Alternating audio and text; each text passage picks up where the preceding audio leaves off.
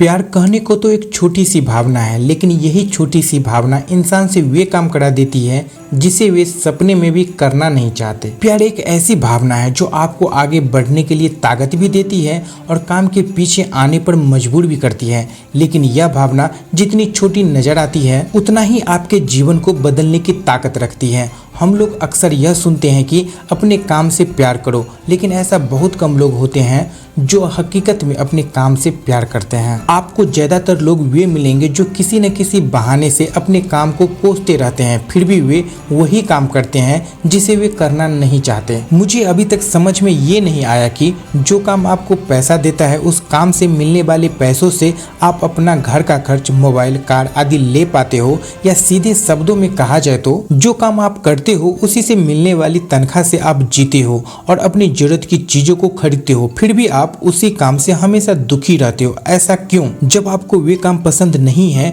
तो आप उसे करते क्यों हो? उसे छोड़ क्यों नहीं देते? लेकिन आप ऐसा नहीं कर सकते क्योंकि उस काम के अलावा आपको दूसरा काम खोजने में परेशानी होगी, और जब तक काम नहीं है तब तक अपना और अपने परिवार का खर्च कैसे चलाओगे?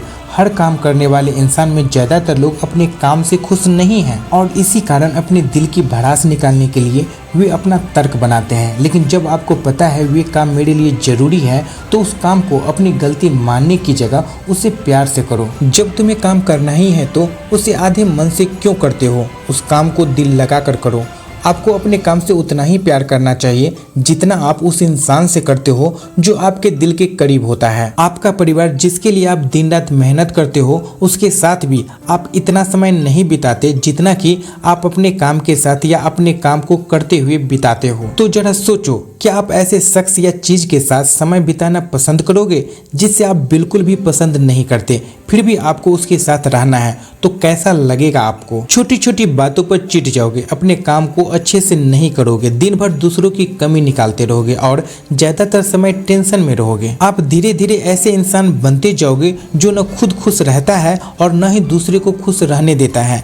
जिन्हें आप सबसे ज्यादा चाहते हैं उन्हीं लोगों को आपके इस बर्ताव से सबसे ज्यादा परेशानी होगी। इसीलिए जब आप अपने समय का सबसे ज्यादा भाग अपने काम को करते हुए निकालते हो तो उस काम से प्यार करना सीखो, क्योंकि प्यार में वे ताकत होती है जो मरती हुई उम्मीद को भी जान दे सकती है, एक रोते हुए इंसान को भी आशा की किरण दिखा सकती है। अगर आपने प्यार की ताकत को नहीं समझा तो आपने कुछ नहीं समझा। यदि आपको हकीकत में अमीर बनना है तो सबसे पहले वे काम करो जो करना आपको पसंद है, चाहे कितनी भी मुश्किलें क्यों ना आए। जिस काम से आपको प्यार है वे काम करो, क्योंकि जिससे हम प्यार करते हैं उसे हम कभी खोना नहीं चाहते। ऐसा ही काम के बारे में होता है। जिस काम से हम प्यार करते हैं उस काम को हम हमेशा बेहतर करने की कोशिश करते रहते हैं और दिल लगाकर अपने काम को पूरा करते हैं। आपने किसी नौकरी करने वाले इंसान को ज्यादा अमीर नहीं देखा होगा और न ही मैं अब तक ऐसे किसी इंसान से मिला हूँ जो केवल नौकरी करता हो और अपने काम से खुश हो। मेरा कहने का मतलब है आप अपनी आमदनी को बढ़ाने का कोई दूसरा रास्ता भी देखो। यदि आप सोचते हो केवल मैं नौकरी करके अमीर हो जाऊंगा तो यह आपकी गलतफहमी है, क्योंकि जब तक आपके पास इनकम के अन्य सोर्स नहीं होगा तब तक आप अपनी स्थिति से बाहर नहीं आ सकते। इसीलिए अपने काम से प्यार करो, छोटी छोटी चीजों पर भी ध्यान दो, अपने व्यवहार और काम करने के तरीके में सुधार लाओ जो हकीकत में किसी भी इंसान को आगे बढ़ने में मदद करता है और वही पीछे खींचने का काम भी करती है।